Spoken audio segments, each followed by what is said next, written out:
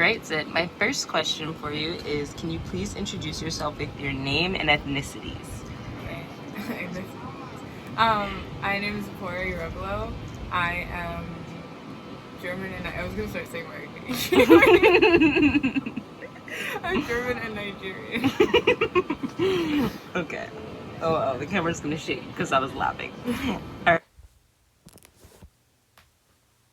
I define trauma as, I guess, I don't know if it's like a specific event in per se, but maybe like a set of, whether it be a set of experiences um, that have an overall negative effect on you. Like they linger, they last. They're not like in Yeah. the moment. Yeah. Do And you- then Oh, go ahead. and then for my family, I'd say my family thinks. I think my mom and I probably do.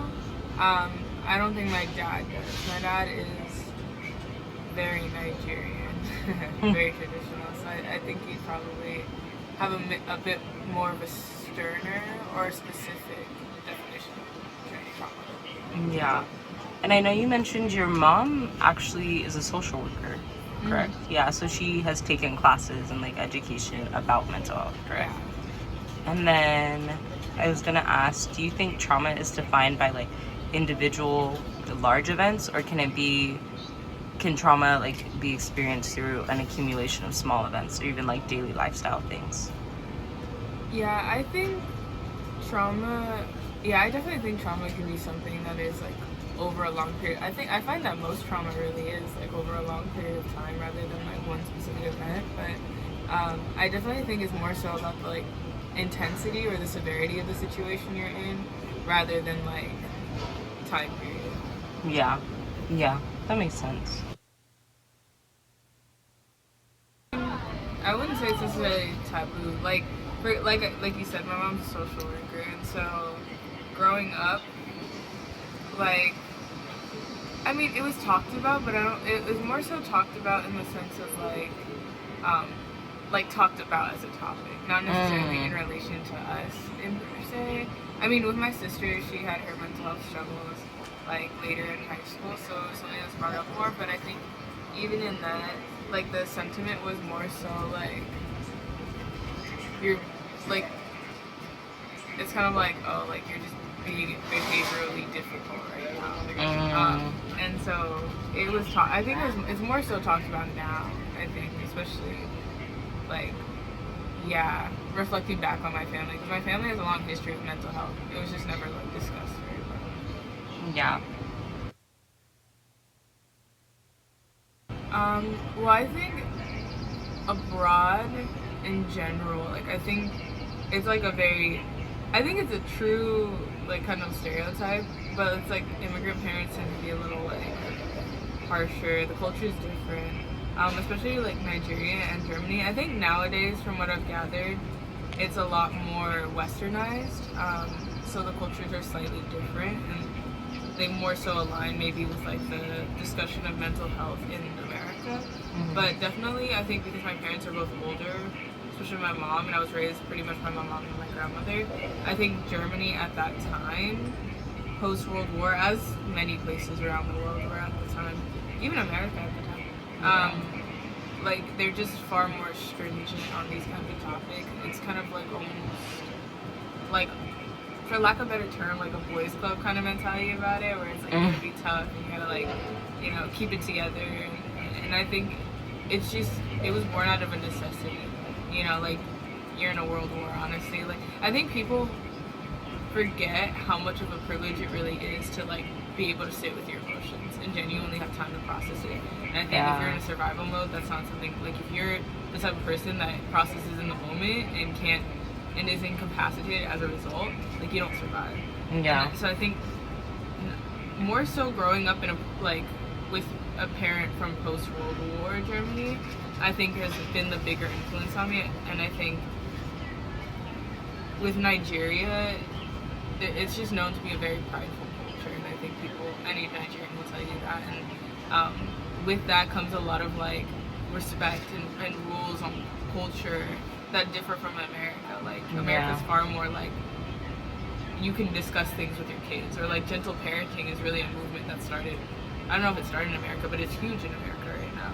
But Yeah. that's like a concept that would not exist in Nigeria. Like there's no gentle parenting. Yeah. You know, it's like I remember growing up, if I had said something to my dad, even though it was never disrespectful, it was just me sharing my opinion against something. It was always like, that's disrespectful. Just the fact that you would think to speak up in regards and like share. Yeah.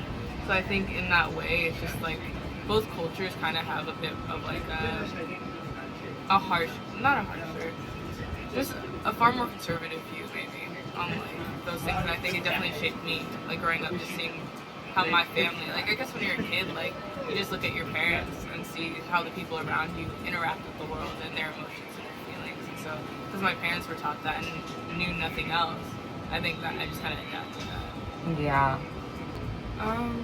I mean, I'm sure, like, actually I think a lot of our perspective is both from my grandmother, and so I think maybe that's where it comes from, but also, like, over time, because my grandmother had a very stringent, like, mental health wasn't a thing to her. She grew up in, like, 1930s Germany, so during the World War, and has, like, a ton of siblings and stuff, and had a lot of trauma, and so for her, like, mental health wasn't really, like, a thing. It was just like, yeah, we go through tough things in life. What about it? Like, there's no point in putting a label on it. Like, you just kind of have to put your head down and keep going because, like, people rely on you. And so I think my mom had that mentality. And then, obviously, she went into social work. But she didn't start doing social work until I was in middle school. Or, like, in high school, she got her master's. Yeah. So, honestly, this is, like, all a very recent thing in our household. And with that, like, it's become a little more understood, but then again, like, I find the discussion of mental health is always most often like an intellectual discussion on mental health, like not like a personal, this is what Yeah. I've struggled with, Yeah. this is what, okay. I mean, now that my mom's a disciple, it obviously is more because I get to talk to her more and express to her like more what's going on in my life, but I can see the way that all of us kind of think still in the like just put your head down and keep going way. Yeah. And it comes down to even how we discuss like diagnoses and things like that.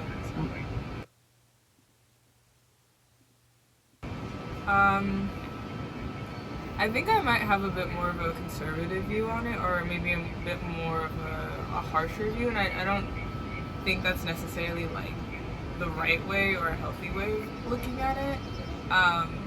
But I think just the way I've grown up, like I can still be pretty difficult on myself with like the idea of like mental, like it's definitely a real thing, and I agree with that. Like obviously there's a lot of like science behind it, like it's a real thing. I don't deny that, but I think discussing it as often as we do, maybe not always in the best intentions or the best ways, has definitely like increased its incidence in society. So I think it's important to discuss how you're feeling and have somebody to like work off of and work through.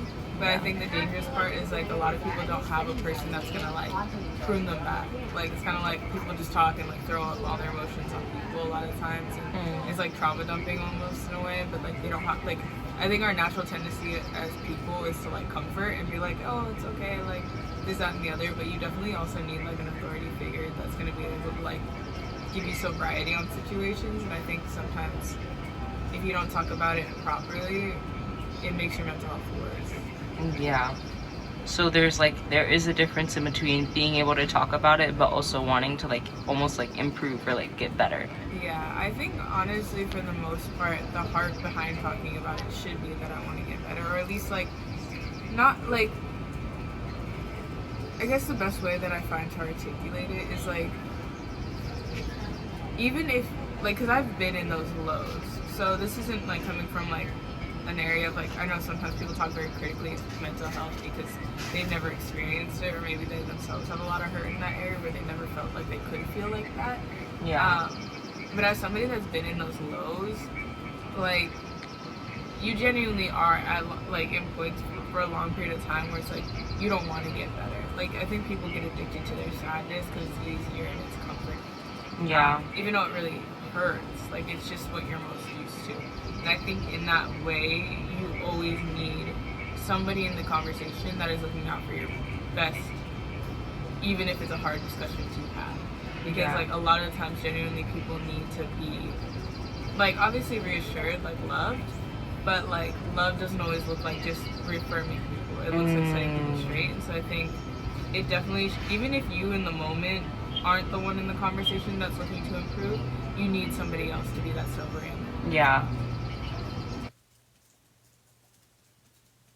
Certain things, yeah. Like I think of like being told like you're the easy kid growing up sometimes can stick with you because you kind of have like this like mentality of like, okay, so it's a positive thing that I don't share and that I don't create a burden for other people. And so I think that was definitely something that stuck with me growing up. And even now to this day, like I can find it hard to like get open to anybody, not just like my mom, because I can think of like, okay, you're meant to be the easy one. You know, you're not meant to add on to the burden, so you just kind of have to feel like figure it out by yourself. So I think that is definitely one of the things that stuck with me. Or I was always told that like I should be like I shouldn't complain or say anything because like my quote unquote sister, not quote unquote, she's my sister. My sister quote unquote has it harder than me, just because we had different upbringings, like because we're half siblings, and so she didn't have her mom around. But then when she decided to move out from our house and move in with my dad, there was just like a lot of dynamics with that. And we all struggled to get along with my dad growing up, and so I think because she was so outward about the struggle she was having with everybody, it was kind of like a known thing to like our teachers and stuff like that. And there was definitely a sentiment, especially amongst her friends and like teachers at school, where it was kind of like, you know, you shouldn't complain, you know, your sister has it worse than you. So like I think it's led me to like nowadays I kind of always just compare my hardships with other people, where I think of like, man, like this is nothing to somebody. There's people out there that don't have a home, people out there that don't have a family or have gone through worse. And so I think it's definitely something that stuck with me and has caused me to like still reflect on those kind of things. Yeah. I think to a degree, yeah. Like I think of with my grandmother, it was kind of like she like everything I learned about her was like post-mortem, and it was like one of those things where it's like once I finally got old enough, my mom started to share things and explain like why she was the way she was in certain areas. But it's like she never talked about it. I think her like her coping mechanism was just kind of like to act like it didn't exist, or that those things never happened to her growing up. And there's a lot of really deep stuff that she's working through, and so for her, I know that she's numbed out with like alcohol and like smoking. And I remember when she quit, I know she was like going through it and struggling because like she had been smoking like a good chunk of her life, and then one day to the next she stopped. But it's like for her, it was just like a lot of silence. She was very quiet, very reserved. And so like I think I saw that growing up, but then also with my mom, like I think growing up the most prominent emotion I saw from my mom was like anger, if anything. Like my mom, she's a very stable person in my life, and I was always grateful for that. And she was always like working and doing the things that she needed to do to make sure that we were okay. But I felt like the only emotion that felt like natural to express was like anger in my household, whether it be my dad or my mom. And I remember like seeing my mom cry one time, like just in her room by herself, and just thinking about like why she felt the need to like be so hidden away by it. And it was just like a lot of silence in that. And so I think definitely there was like kind of like this understanding that when you're silent, you're strong, and that you shouldn't show that. And I think for my mom especially, it was more so like not that she didn't want to share or be vulnerable with me, but I think she had a fear that if she shared with us, like we would start to question like if she's gone at all, or like question maybe her stability. I think that's the thing. Like she always wanted like, because our life wasn't very stable growing up, and there was like a lot of things she couldn't control and protect us from. I think she thought that was the best way to be the only stable person in the house. And I think also just out of like an inability to speak on a lot of things. Like I think of like when my grandmother died, like we cried that like for a few hours together, and then I don't think we talked about it for like 2 years. And the next day we all just like went to work and school, and it was just like very numb in the household for a long time. But I think even in that, like that wasn't necessarily born out of trying to be strong, but it was more so like an inability to talk about it. Like nobody knew how to address it, because it was just like one of those things where it's like, dang, like I don't really want to deal with these emotions. And so definitely silence had a huge role in my household, for better or for worse. No, I think so.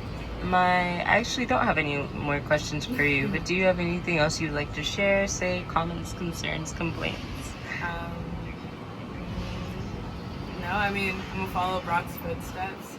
Shout out to your TA. I don't know who you are. I've never met you, but you should totally study the Bible. And just like find God. Honestly, like I think God is the greatest thing that you could ever strive for or strive towards in life, and I think the peace that comes with that is something that I can only explain to people, but to actually experience it is like a completely different thing. So I'd say find God in your life.